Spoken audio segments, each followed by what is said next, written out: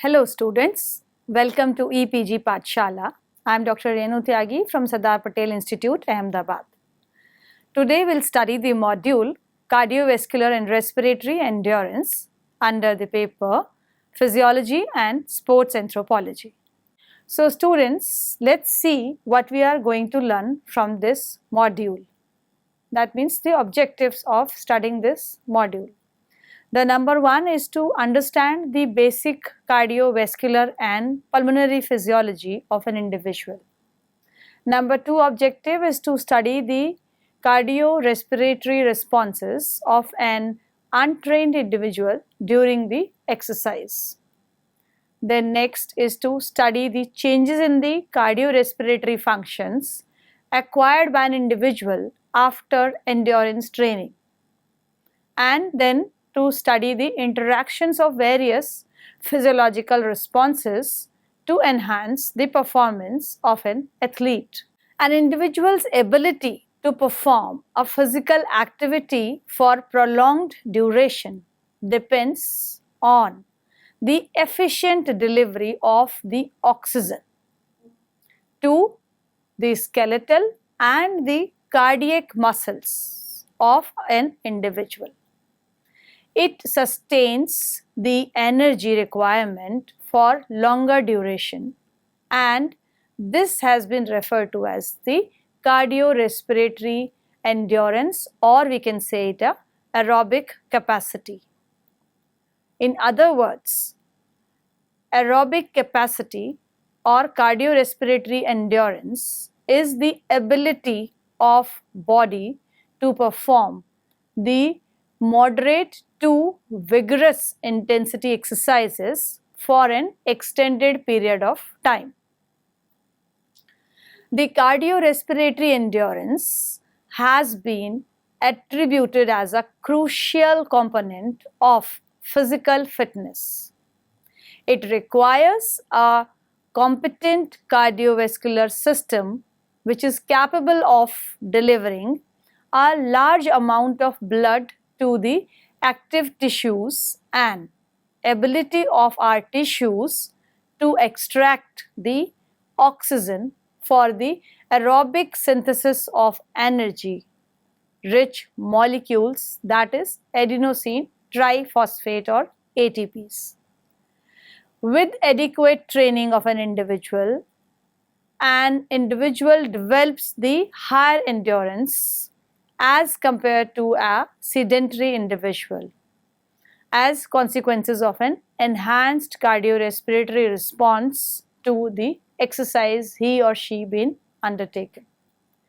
The present module will review the basic cardiovascular and respiratory function at rest and the concurrently evaluate the changes acquired by the trained individual for an efficient performance during the different kind of exercises. Now let's understand what is cardiovascular system.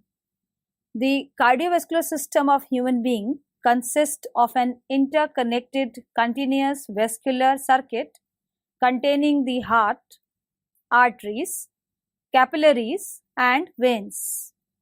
Our heart is a four-chambered organ which consists of atrium, which are two in number, left and right, and ventricles, which are also two in number, that is left and a right ventricle. A thick muscular wall separates the left and the right side of the heart. The arterioventricular valves situated within the heart direct the one-way flow of blood from the right atrium to the right ventricle by a valve called tricuspid valve, and from the left atrium to the left ventricle through a valve called mitral valve or bicuspid valve. At the opening of the right ventricle into the pulmonary artery and left ventricle into the aorta, there are semilunar valves which are called as pulmonary and aortic valve respectively, and they prevent the blood from flowing back into the heart during ventricular contractions. Our arteries conduct the oxygen rich blood, that is oxygenated blood, to the tissues, while the veins have the major role of conducting the deoxygenated blood flow from the tissues to the organs. The thin capillaries allows the exchange of nutrients, metabolic end products, cell secretions and gases into the body. Now we can all see a cardiac cycle in front of us. What do you mean by a cardiac cycle? A cardiac cycle is the circulation of blood in the body, which is the consequences of repetitive contractions and relaxation of our heart, and it makes a cardiac cycle. A typical cardiac cycle include important three phases, that is number one, diastasis, which can be also called as resting period. Number two is a systolic phase, that is also called as contraction period. And number three is the diastolic phase, which can be called as a relaxation period. Let's begin with the diastasis phase, when the whole heart is completely relaxed. To understand the vicious cycle of blood circulation, the venous blood from the lower and upper part of the body flows into the right atrium through inferior and superior vena cava respectively. Concurrently, oxygenated blood from the lungs flows into the left atrium via pulmonary vein. The atrioventricular valve, that is a wall between an atrium and a ventricle, opens due to pressure difference across the heart chambers, which is a greater blood pressure in atrium than the ventricle, and blood flows freely from the atrium to the ventricle. Meanwhile, the semilunar valve of pulmonary artery and aorta are closed so that blood is not able to leave the ventricles. Then arterial systole allows the filling of ventricles more completely than they would be earlier. Subsequently, ventricular systole increase the pressure in the ventricles and atrioventricular valve close. The closure of these valves correspond to the first heart sound called lub. As soon as the pressure in ventricles exceed than in aorta and pulmonary artery, the semilunar valves open and blood is ejected from the right ventricle into the lungs, while from the left ventricle into the aorta. When ventricle systole is completed, the ventricular diastole begins, during which the intraventricular pressure falls markedly below the pulmonary and aorta. The semilunar valves close and connote a second heart sound called dub. During this relaxation phase, the pressure falls below atrium. The atrioventricular valves open and refilling of the ventricle diastasis phase begins. Now let's understand what are the different cardiovascular dynamics. Though the different component of the cardiovascular system functions independently, their responses to physiological demands are integrated and interdependent. Now we'll discuss the dynamic functions of cardiovascular system, which determines the functional capacity. The different cardiovascular dynamic functions are cardiac output, heart rate, and stroke volume. Cardiac output expresses the amount of blood pumped by the heart in 1 minute. The maximal value reflects the functional capacity of the cardiovascular system. The cardiac output depends on the rate of pumping the blood, that is a heart rate, and the quantity of the blood ejected with each stroke, that is the stroke volume SV. So cardiac output can be computed as the heart rate multiplied with the stroke volume. Since it is difficult to estimate the stroke volume, the cardiac output has been calculated from the relationships described by a German physiologist Adolf Fick between the cardiac output, oxygen uptake, and the difference in oxygen content of arterial and mixed venous blood. So, cardiac output is equal to the oxygen consumption per minute divided by the arteriovenous oxygen difference. Now, the cardiac output at rest among untrained versus the trained are different. At rest, the left ventricle ejects 5 liters of blood per minute in both untrained as well as a trained individual. However, the stroke volume and heart rate varies considerably depending upon the cardiovascular fitness of an individual.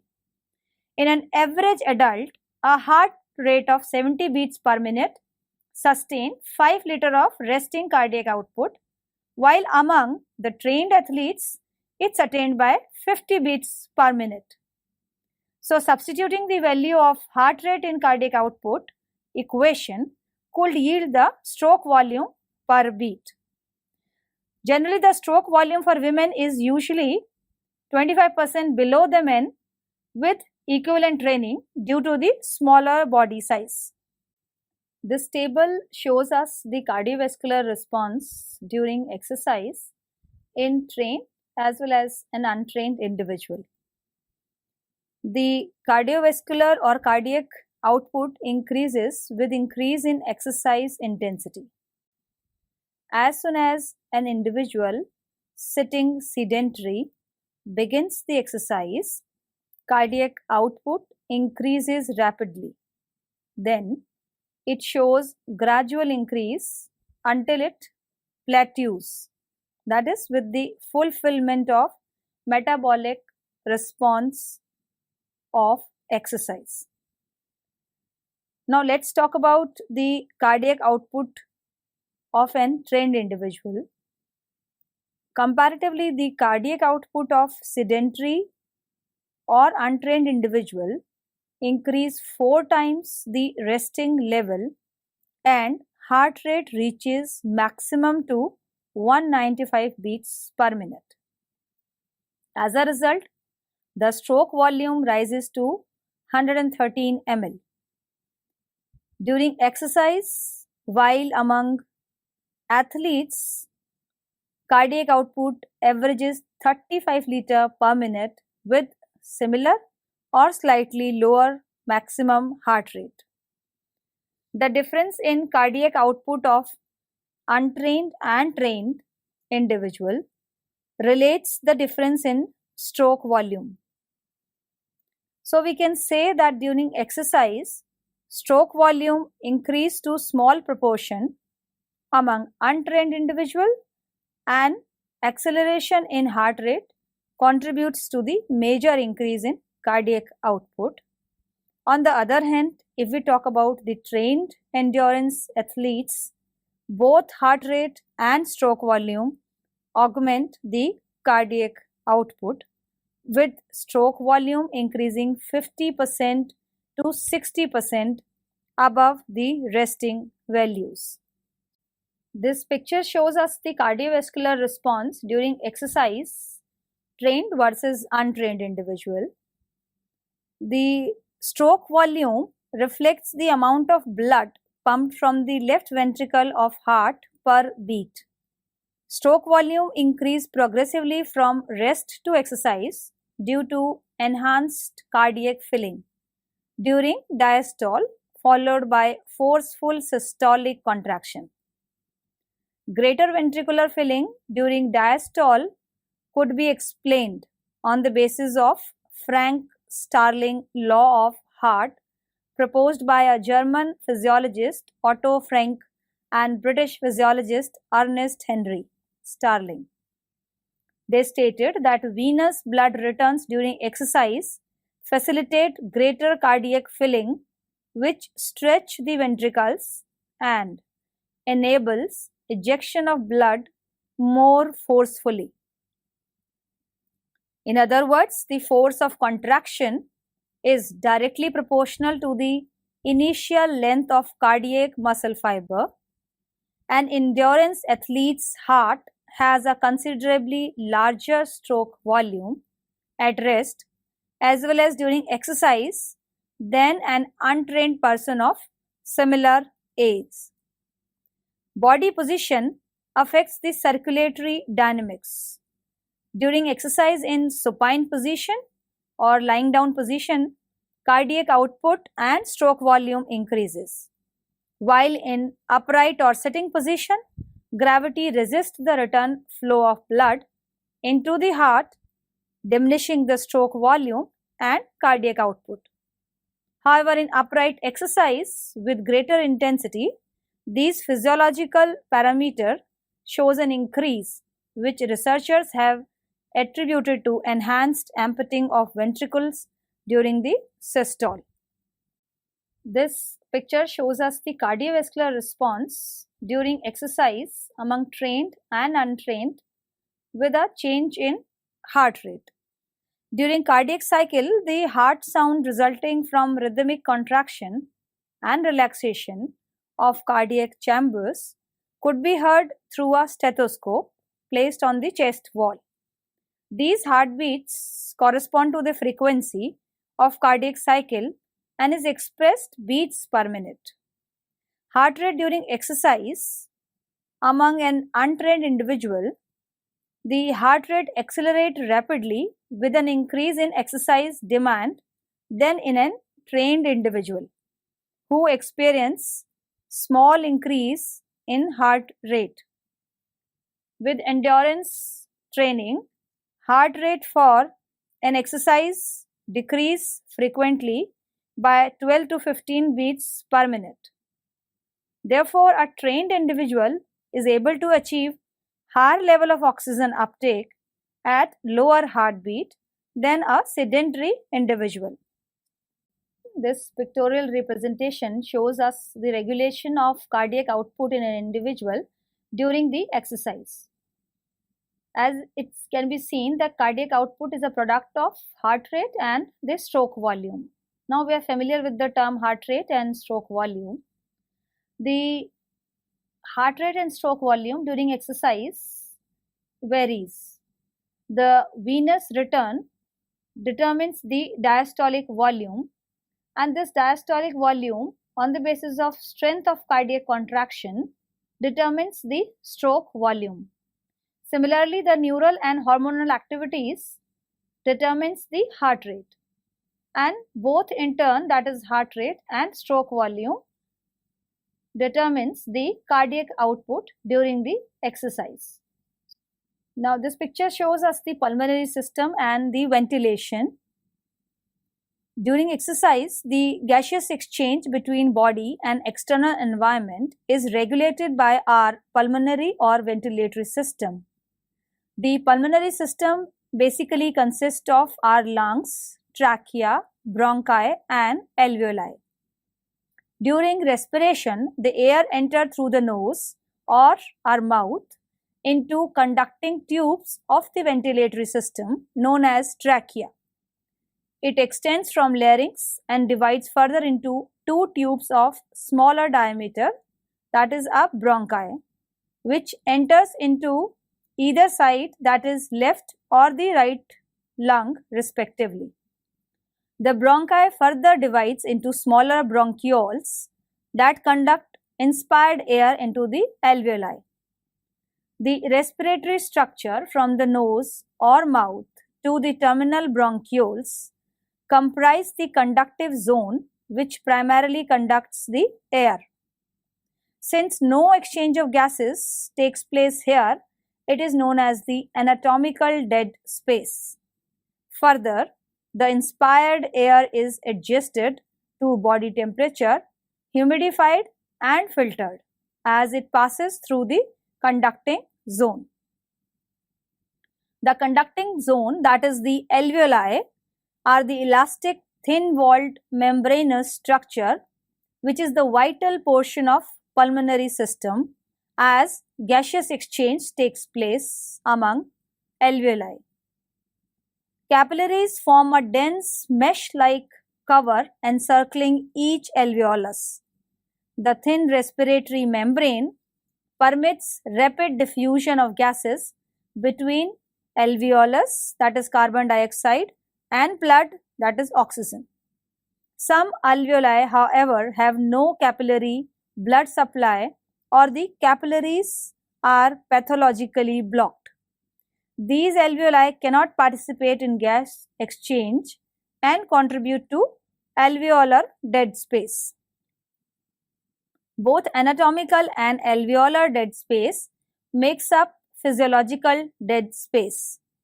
Thus, lungs provides the surface for gaseous exchange between blood and external environment and meets the metabolic requirement during the exercise.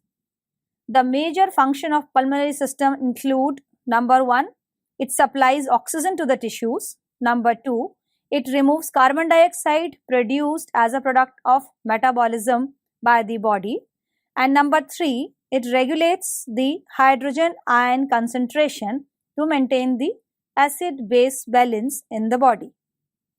Now, let's talk about the inspiration and expiration. During the inspiration, the diaphragm contracts and moves downwards to the abdominal cavity. Contraction of the intercostal muscles cause the sternum and ribs to lift away from the body. Consequently, air in the lung expands and reduces the intrapulmonary pressure about 5 mmHg below the atmospheric pressure. This pressure differential sucks the air in through nose or mouth and inflates the lung.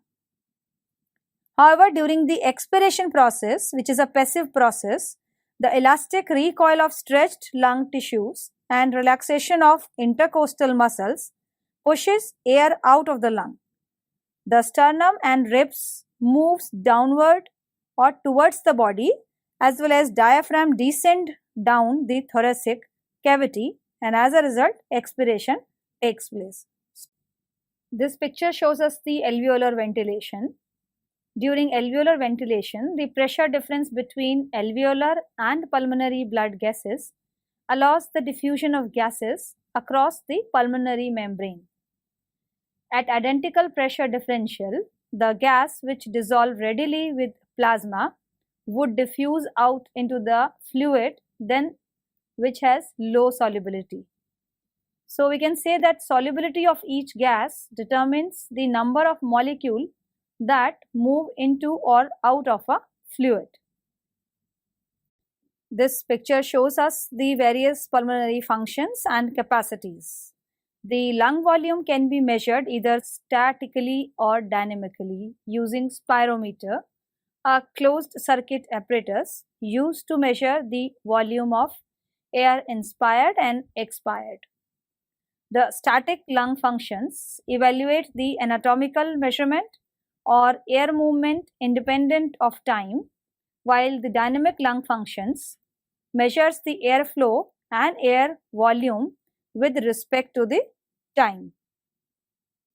Let's have a look at different static lung functions and the capacities.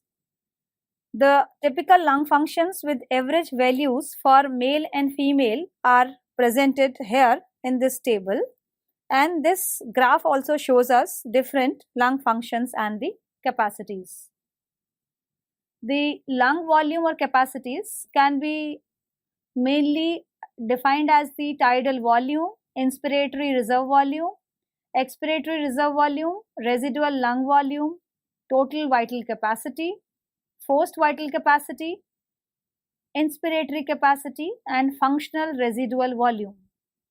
We can see the average values among males as well as in females, which shows like all the volumes and capacities to be higher among males as compared to the females.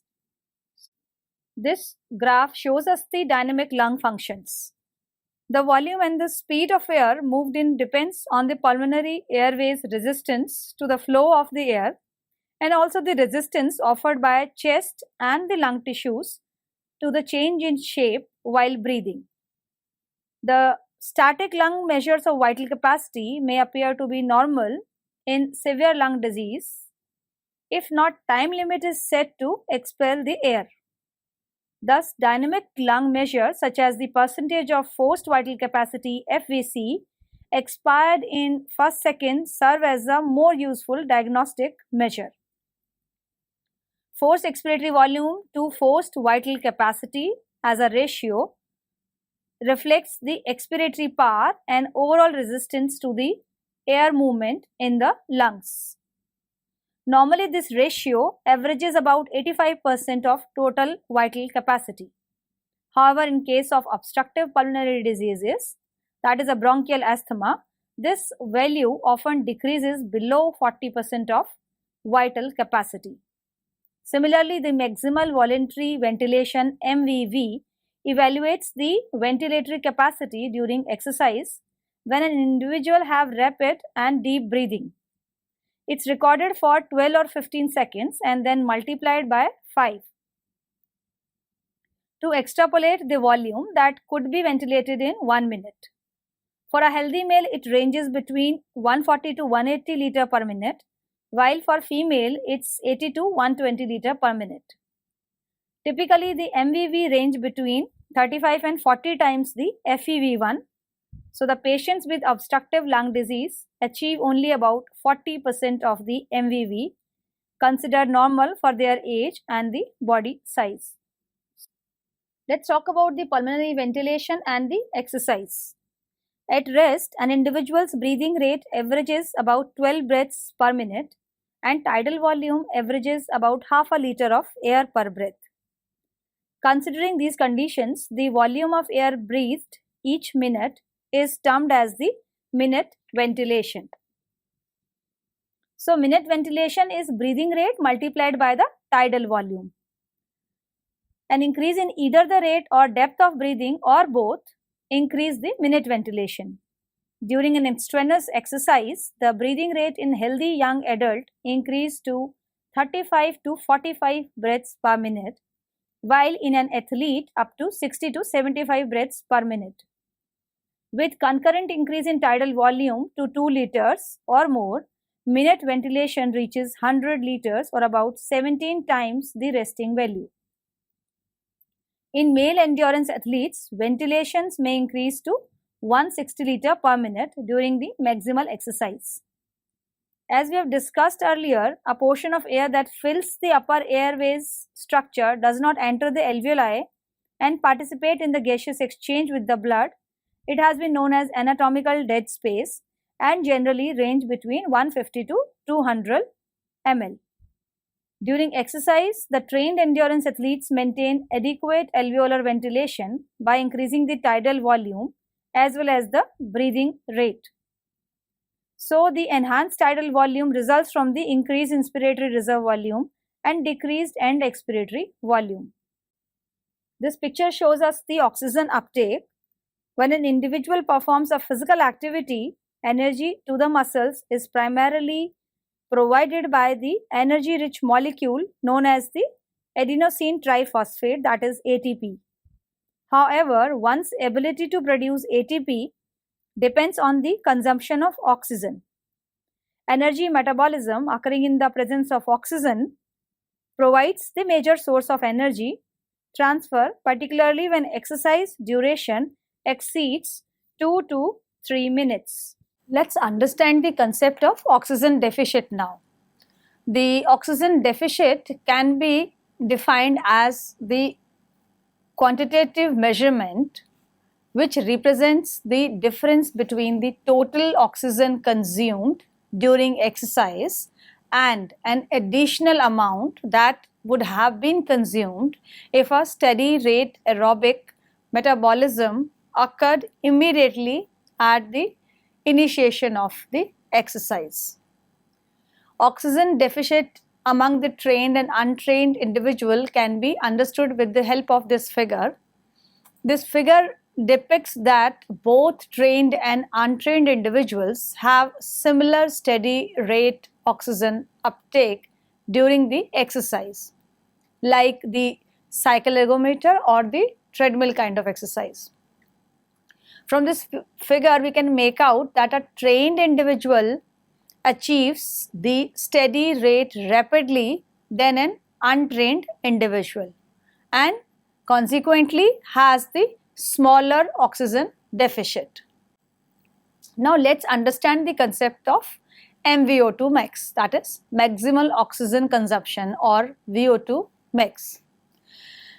As we can see from this figure, like it's showing the exercise of running at a constant speed on 6 successive hills, each being the steeper than the previous one. In this figure, each successive hill demonstrate the increase in exercise intensity, thereby it's showing us the enhanced energy output and aerobic mechanism. It relates linearly with the rapid increase in oxygen consumption through varying in the magnitude during the first several hills. However, the runner is moving at a constant speed, which does not show an increase in the oxygen consumptions during the last hill. The values on the curve of oxygen consumptions plateaus or it increases only slightly with the additional amount of exercise intensity movement that represents the maximal oxygen consumptions. Where oxygen consumptions plateaus or increases only slightly with an additional increase in the exercise intensity, it represents the maximal oxygen consumption or VO2 max. An athlete can achieve an average 62% of large VO2 max than a sedentary individual, almost entirely from the larger stroke volume and cardiac output. Furthermore, an increase in the mitochondrial number, size and enzymes are also related with the enhanced VO2 max. Let's talk about what is oxygen depth. After completion of the exercise, biological processes do not immediately return to the resting level. It depends on the intensity of exercise, whether it's light, moderate or strenuous, as well as the associated metabolic and physiologic processes. In physical activities which require relatively light effort and is performed for the short duration, recovery proceeds rapidly. Whereas in the intense exercises such as running, 1.5 mile race, metabolism requires considerable time to return to pre-exercise level. During exhaustive exercise, steady rate of aerobic metabolism cannot be attained and oxygen consumption takes considerable time to reach the pre-exercise level, which is referred as the oxygen depth by a British Nobel physiologist A.V. Hill. Contemporarily, the term has been replaced with recovery oxygen uptake or excess post-exercise oxygen consumption, that is EPOC, which defines the excess oxygen uptake above the pre-exercise or the resting level in recovery. It equals the total oxygen consumed in recovery until attaining the baseline level minus the total oxygen normally consumed at rest for an equivalent duration. Initially, oxygen uptake declined rapidly and then gradually to the baseline. The characteristic of post-exercise oxygen consumptions curve can be studied as major two component, that is a fast component and a slow component. The fast component in a low intensity exercises, about half of the total recovery oxygen consumption occurs within 10 seconds, with rest of the recovery within several minutes. However, the slow component of the post-exercise consumption curve can be identified as For instance, in a strenuous exercise, the fast component of oxygen recovery is accompanied by a slower component. The reattainment of pre-exercise oxygen consumption level may require 24 hours or more duration. The oxygen uptake after exercise basically meant for the four purposes, that is, it replenishes the high energy phosphate ATPs. Number two, it allows the resynthesis of blood lactate to glycogen. Number three, it helps in restoration of oxygen to the blood, tissues and myoglobins. And number four, attainment of the normal level by physiological functions such as pulmonary and circulatory dynamics. A trained individual has a faster rate of recovery oxygen consumptions as compared to an untrained contemporary exercising at similar or relative exercise intensities. Thereby, training adaptation that facilitate the rapid achievement of steady rate also facilitate our rapid recovery process. So, students, let's summarize what we have learnt in this module so far. Unremitting participation of an athlete in an exercise or sports without any due fatigue requires an aerobic synthesis of energy, that is, with an involvement of the oxygen. The endurance training induces the functional and dimensional changes in the cardiorespiratory system to deliver large quantities of blood to our active muscles, enhance the oxygen utilization to generate energy, that is, the ATP's molecules aerobically. The cardiovascular changes includes the decreased resting and submaximal exercise heart rate, an enhanced stroke volume and cardiac output, enlarged ventricular cavity and expanded VO2 difference, while pulmonary system facilitate an enhanced consumption of oxygen through an increased breath rate, increased tidal volume and increased alveolar ventilation. The enhanced cardiorespiratory functions in response to the physiological and metabolic demand of an exercise allows a trained athlete to perform for a extended or a longer duration.